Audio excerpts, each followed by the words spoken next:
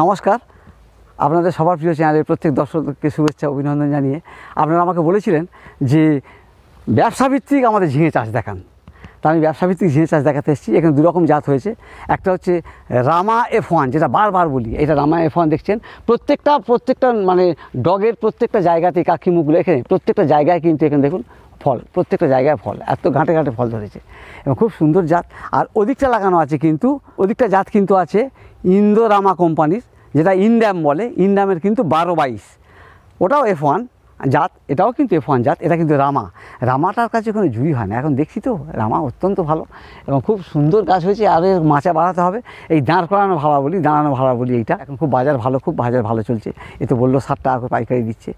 এরকম বাজার কয়েকদিন থাকবে এখন আশা করছি, কারণ নতুন সবজি এখন আসতে পারছে না। রামা F1, এই ঝিঙেটা দেখুন, এই হাইব্রিড ঝিঙে, এই ব্যাপারটা গাছটাকে বাঁচিয়ে রেখেছে দেখুন। একবার এত বৃষ্টি গেল, এইভাবে ওষুধ ট্রিটমেন্ট মানে ওই রাসায়নিক ওষুধ দিতে হবে, সেকটিন দিয়েছে এবং অ্যামিস্টার টপ একবার দিয়েছে। এই হচ্ছে ব্যাপার, দুবারের জন্য কিন্তু এর গাছটা কিন্তু খুব সুন্দর আছে। এখন কিন্তু মরে না, আর মরবে না, গাছ আর মারতে পারবে না। তুমি এবার ভাড়া বাড়াতে হবে, আরও মাচা করতে হবে, নাহলে গায়ে জমে যাচ্ছে। এতে ফল কিন্তু কম হবে। এবার আমি আসছি পোকায়। প্রধান কে সমস্যা তৈরি করে, অনেক পোকা আছে, দরকার নেই, 2-3টে জানলেই যথেষ্ট হবে। কে আসছে প্রথমে? আমার ঝিঙেটা হলো, ঝিঙের ভিতরে ফুটো করে দিচ্ছে ফল মাছি, ফেরোমনটা বাঁধতেই হবে। চলে গেল। আর কি হচ্ছে? পাতা কুমড়ে দিচ্ছে। অনেকে পাতা কুমড়ে সব গাছ নষ্ট করে ফেলেছেন, তাদের জন্য আমি বলছি। 2 নম্বর হলো, আর কে করছে না, পাতা ফুটো করে রাত্রে লেদা পোকা এরকম পাতা ফুটো করে দেখছে। এই যে পাতা খুবলে খাচ্ছে, এই পাতা খুবলে খেয়ে নিচ্ছে, পাতা ফুটো হয়ে যাচ্ছে, মানে রাত্রে লেদা লাগছে, এইরকম লেদা কেমন লাগছে, এরকম করে পাতা খেয়ে নেবে। তাহলে কী হলো? পাতা খেয়ে নেবে, ঝিঙের ভিতরে ফুটো করে ফলটাকে ক্ষতি করবে আর গাছকে কুমড়ে দেবে। এই 3টে প্রধান। আর পিঁমড়ে একটু লাগছে, ওই ওষুধ দেওয়া হবে, চলে যাবো। তাহলে আমি এক্ষুনি পাতা জালি করার জন্য, আপনারা সব রকম ওষুধ জানেন, ব্যবসা করতে নেমেছেন, পাতা জালি করতে দিলে গাছকে দুর্বল হয়ে যাবে। তা সেই জন্য আপনারা যে কোনো ওষুধ দেবেন। আপনাদের কাছে আছে ওই ফেম আছে, বা আমি যেটা বলি কিংডক্সা, এগুলো কিংডক্সা প্রতি লিটার জলে আপনি 1 মিলি ব্যবহার করবেন, সন্ধ্যে বিকালের দিকে স্প্রে করলেই চলে যাবে। একটা ওষুধ জানা থাক, আর দরকার নেই। আর এই যে পাতা কুমড়ে দিচ্ছে সাদামাছি, এই জন্য বলবো কি, আরও বলে দেবো, সোলেমান যদি হয় খুব ভালো হয় 1 মিলি করে, বা বেল্ট এক্সপার্ট বেরিয়েছে নতুন সাদামাছির জন্য, বা উলালা যদি মনে করেন, উলালাও ব্যবহার করতে পারেন। এইভাবে ঘুরিয়ে ফিরিয়ে করতে হবে। ব্যবসা যারা করছেন, একটা ওষুধ কিনে থাকলে হবে না, সাদামাছি তাড়ানো যাবে না। তাহলে এটাই আমি কিন্তু বলবো। যদি মনে করেন যে এক ঢিলেতে 2টো পাখি মারবো, তাহলে আপনারা করুন কি, কাইট হচ্ছে প্রতি লিটার জলে 1.5 মিলি করে দেবেন। দিলেও আপনার শোষকও চলে যাবে, যেটা কুমড়ে দিচ্ছে পাতা, সাদামাছি বলুন বা সবুজ ছোটো শ্যামা টাইপের পোকা, ওই শোষক পোকা চলে যাবে, প্লাস কোংড়ানোর জন্য চলে যাবে, আবার লেদাও চলে যাবে। কাইট প্রতি লিটার জলে 1 থেকে 1.5 মিলি মিশিয়ে স্প্রে করবেন, ব্যাস চলে যান। আর যেটা হচ্ছে আপনার ফল ফুটো করে দিচ্ছে, ওর জন্য সেরা ওষুধ হলো আপনার ওই ফেরোমন মারতেই হবে। ফেরোমনের দাম 80-90 বিভিন্ন ধরনের নিচ্ছে, কেউ 100। ফেরোমন একটা মাঝে একটা বেঁধে দিতে হবে। বড় বাগান 15 কাটা 16 কাটা হলে অন্তত 500 জায়গা বেঁধে দেন, ব্যাস। আর ওষুধ দিতে হবে না, ওই ফল ছিদ্রকারী পোকা চলে যাবে। এবার আমি আসছি রোগের জন্য। প্রধান কী রোগ হচ্ছে? অতিরিক্ত বৃষ্টি কদিন গেল, গাছ সব হলুদ হয়ে অনেকে মারা যাচ্ছে। আর কি হচ্ছে? শনি বলেন আপনারা, এই দেখুন একে বলে শনি শুকনো হয়ে যাওয়া। এটা আর হবে না ঝিঙেটা। এটা আমার কিন্তু দেশি ঝিঙে, এই দেখুন শুকনো হয়ে যাচ্ছে। বলে শনি শুকনো হয়ে যাওয়া, বলছেন জালি হয়ে যাওয়া, অর্থাৎ এই ছত্রাক রোগের জন্য এই জিনিসটা হয়ে গেল। একটাও যাতে ক্ষতি না হয়, সবথেকে সেরা ওষুধ আমি বলবো সেকটিন, এখনও পর্যন্ত এ পর্যন্ত। আর যারা আরও ভালো চান, সেকটিন হলো মাঝারি দামের, প্রতি লিটার জলে 2.5 গ্রাম মিশিয়ে 3 দিন ছাড়া 2বার স্প্রে করবেন, একটা হলুদ হবে না। আর স্প্রেও করবেন সেকটিন 2.5 গ্রাম করে দিয়ে, এবং গোড়ায়ও দেবেন, বেঁচে যাবে। 3 দিন ছাড়া 2বার দেন, বেঁচে যাবে। আর যদি বলেন যে আরও হায়ার গ্রুপে যাব, তাদেরকে বলবো আমি শুধু অ্যামিস্টার টপ প্রতি লিটার জলে 1/2 মিলি, তাহলে 10 লিটার জলে 5 মিলি হয়, ওখানে আপনি 10 লিটার জলে 6 মিলি দেবেন, গোড়ায়ও দেবেন, পাতায়ও দেবেন, 7 থেকে 8 দিন ছাড়া 2বার, এই একটা বলি।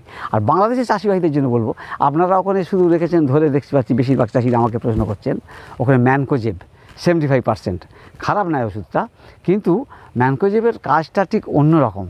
আমি না বলবো না, পরে আমি যখন ওষুধ নিয়ে বিস্তারিতভাবে ডাক্তার করবো আপনাদের, তখন বুঝিয়ে দেবো যে ও ম্যানকোজেবের এই কাজ। ব্যাপারটা ম্যানকোজেব হচ্ছে সিস্টেমিক নয়, নন সিস্টেমিক, কন্ট্যাক্ট, যেখানে স্প্রে হবে সেইখানটা কাজ হবে।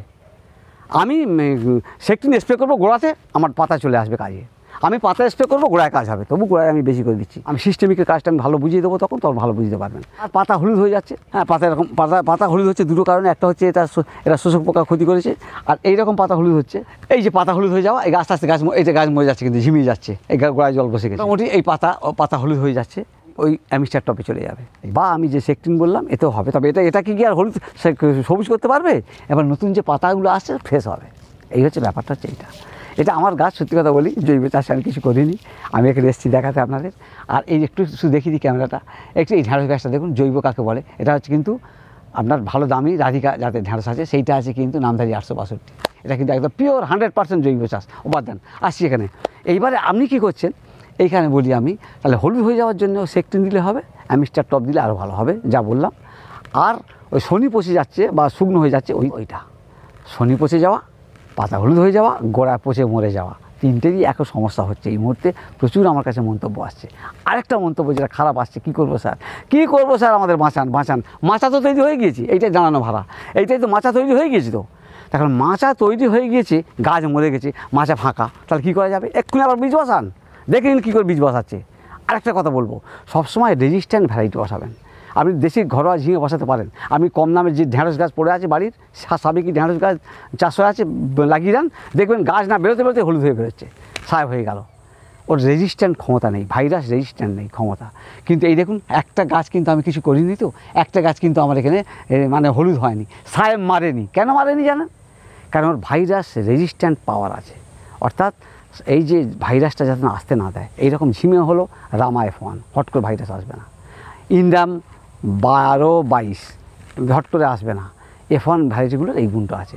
মোটামুটি আপনারা এই বীজগুলো আবার নতুন করে বসান, মাঝে মাঝে আপনারা সিম দেন। মাচা ফাঁকা রাখা যাবে না, দেখে নিন কেমন বসানো হচ্ছে। দুদিকে করবে ভাড়া করে, এইভাবে কিন্তু আবার ঝিঙে বীজ বসাচ্ছে, বলছে বাজারে বছর খুব ভালো আছে। এখন সব তো জায়গায় রেডি করতে পারে না, এটা উঁচু করে, তাই আমি বলছি কিন্তু এবার দাম কম হবে। ও বলছে 10 টাকা কেজি হলেও স্যার লাভ হবে। নিশ্চয়ই সবাই দেখতে পাচ্ছেন দর্শক বন্ধুরা, RAMA এই রামা F1 আবার বসাচ্ছে, কিন্তু এই এক ব্যাপার। এইটাই হচ্ছে সবথেকে ইস্ট ওয়েস্টের দানা, যাদের পেঁপে দানা বিখ্যাত, ইস্ট ওয়েস্টের রামা। আরেকটা কী বসাচ্ছে দেখো, ইন্দো আমেরিকান হাইব্রিডের ইনদাম 12-22 বসানো হবে আবার এদিকে। ওখানেও আছে যেটা দেখলেন, এই 12-22 ইনদাম। এটা ধরনী, এটা কৃষক বন্ধু একটা লোকাল কোম্পানিও বলছে আমাদেরটাও দেখুন। এই 3 রকম কিন্তু বসানো হবে। আমি বারবার বলেছি যে হাইব্রিড নিয়ে যারা ব্যবসা করতে চান তারা কিন্তু 2-3টে কোম্পানির করবেন, কোনটা লাভ হয় কোনটা খারাপ হয় কেউ বিশ্বাস নেই। তা সেই জন্য কিন্তু এই 3টে জাত নিয়ে করছে। আর এইটা কিন্তু করলা, US 62-14, কিন্তু দানার পিস নিচ্ছে এখানে 2.5 টাকা 2 টাকা 50 পয়সা পিস পাইকারি। আর যদি আপনারা মানে লুজ নেন, হয়তো অনেক জায়গায় 3 টাকাও নিতে পারে পিস। এসব দানা পিস দামে বিক্রি হয়। এইটা হচ্ছে 62-14 যেটা বলি US-এর, এই একটা ধরুন, এটাও কিন্তু বসানো চলছে এরকম। এটা ওপারে বসানো হবে, এখানে দুপাশে ঝিঙে দিচ্ছে। এই হচ্ছে ব্যাপার। বীজটা কিন্তু এইভাবে কিন্তু শোধন করে নিয়ে বসানো হচ্ছে, সার পাউডার দিয়ে শোধন করে নিয়ে বসানো হচ্ছে। জৈব সার দেওয়া ছিল, জৈব সার দিয়ে বসাচ্ছে কিন্তু।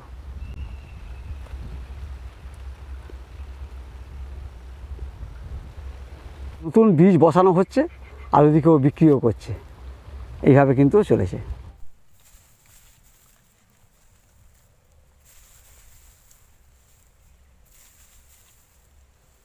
ফসল এরপরে আপনারা ওই সিমটা তুলে দেবেন, যে মাচাতে বলে দিলাম আমরা, সেটা করে দিতে পারেন। বা কেউ যদি মনে করেন আজ ঝিঙেতে যাবো না বাবা, অনেক টাকা দানা কিনে ফেলেছি, লাফা কড়াই বটবটি চলে যান, ও কম দিনের ফসল।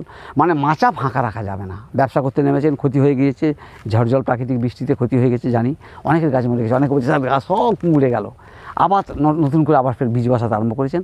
এই গাছ অত্যন্ত ট্রিটমেন্ট করে, মানে ওই যে বলেছি বর্ষার আগে পরে যে ট্রিটমেন্টটা বলি আমরা, যে বৃষ্টি নামলে তখন আগে কী করতে হবে, স্প্রে করে যাচ্ছে কিন্তু সেকটিন অ্যামিস্টার টপ। গাছ এমন সুন্দর আছে এবং শুকনো হচ্ছে, লতি খুব কম, এই একটা ব্যাপার। এবং পিজিআর স্প্রে এখনও করেনি, আমি না করবে না, একটা ওইগুলো ফল হয়ে যাক খুব বেশি, তারপরে পিজিআর স্প্রে করবে। এখন এত চড়াতে আর তাতানো যাবে না গাছকে। সরিষার খোল, DAP আর 10-26-26 এইটা দিয়ে কিন্তু গোড়া বেঁধেছে, এখনও সার দেওয়া হয়নি। এরপরে সার ওকে বলেছি NPK 20-20-20 বা 19-19-19 বা 18-18-18 যেগুলো সলিবল ফর্মে স্প্রে করার জন্য পাওয়া যায়। এখন তো আর গাছের গোড়ায় যাওয়া যাবে না, ওইটা কিন্তু এবারে একে 5 থেকে 6 দিন ছাড়া ছাড়া স্প্রে করে যেতে হবে।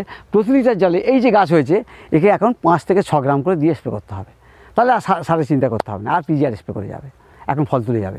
যদিও স্বল্প দিনের ফসল এটা, কিন্তু এইভাবে কিন্তু করে যেতে হবে। নিচের পাতাগুলো মানে বয়স্ক পাতাগুলো কিন্তু কেটে দেবেন, তবে কিন্তু ডগটা আপনাদের ছুটবে এবং নতুন আবার ডগে কিন্তু প্রচুর ফসল ধরবে। কিন্তু নিচের পাতাগুলো এখন রাখার প্রয়োজন নেই। এই যে দেখুন এইভাবে নতুন এইভাবে কিন্তু কেটে ফেলে দেওয়া হচ্ছে। দেখুন এইভাবে বয়স্ক পাতাগুলো, বুড়ো পাতাগুলো কিন্তু ফেলে দিচ্ছে দেখুন। এবং যদি পাতা 2-1টা হলুদ হয়ে যায় সেই পাতাগুলোও কিন্তু আপনারা কেটে দেবেন। এইভাবে কেটে যাবেন, তবে নেক্সট আপনি বেশি ফল পাবেন, এই হচ্ছে ব্যাপার। এগুলো পাতা মানে খুব ভালো স্বাদ দিয়েছো, মানে সরিষার খোল দিয়েছো না, কিন্তু পটাশটা দিতে হবে, পটাশটা আবার কিন্তু দেবে। কারণ পাতাটাই দেখুন, পাতা নরম, এই জন্য পোকা টোকা বেশি চলে আসবে। পাতাটা একটু শক্ত হতে হবে, স্টিফ হতে হবে। আর এই গাঁদা ফুলটা কিন্তু আপনারা দেখেছেন সাদামাছিটা এর কিন্তু কম আছে, কিন্তু 700 গাঁদা ফুল লাগিয়েছে, 700 গাছে অনেক টাকা পাবে আশা করছে। ও বলছে ও প্রতি মানে 3-4 দিন ছাড়া ফুল বিক্রি করে। এই ফুলটা কিন্তু কনস্ট্যান্ট বিক্রি করে। এটার জন্যই কিন্তু এর আমি বলবো কোঁকড়ানো যেটা বলি আমরা, সাদামাছিটা কিন্তু কম আছে। এই ফুল সবে ফুটতে আরম্ভ করেছে। এটা রামা, হ্যাঁ ধরতে তো